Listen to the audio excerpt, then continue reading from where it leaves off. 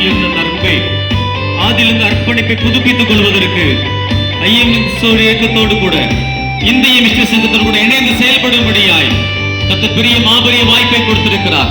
வசனம் சொல்லுகிறது, இவ்விதமாய் நற்செய்தி பெற்ற ஜனம் பாக்கியம் உள்ளதையா என்று சொல்லி பாக்கியம் பெற்ற ராஜரிக கூட்டமாய் வாழ்ந்து கொண்டிருக்கிறோம். எதற்காக இந்த ராஜ்யம் மேன்மை? எதற்காக இந்த ராஜ்யம் மேன்மை? இந்த காலத்தில் மௌனமாக இருந்தால் செயல்பட வேண்டிய, கொடுக்க வேண்டிய, ஜெபிக்க வேண்டிய, செயல்பட வேண்டிய இந்த காலத்தில் நாம் மௌனமாக இருந்தால் இந்தியாவுக்கு ரட்சிப்பும் முதல் தலைமுறை கிறிஸ்தவர்கள் மூலமாக ஆண்டவர் கொண்டு வருவார்.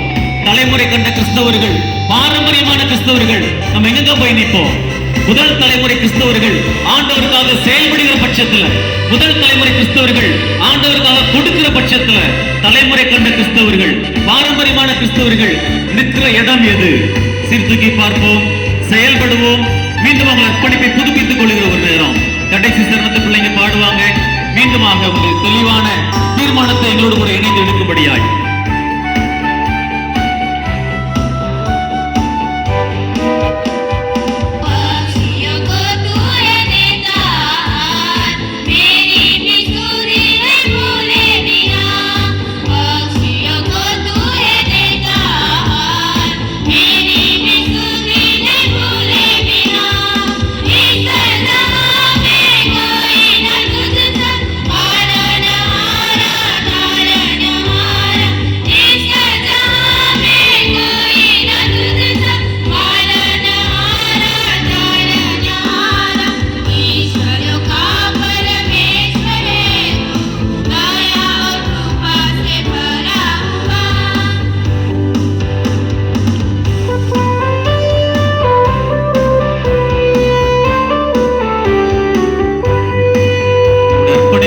தெரிவித்துக் கொள்கிறோம்.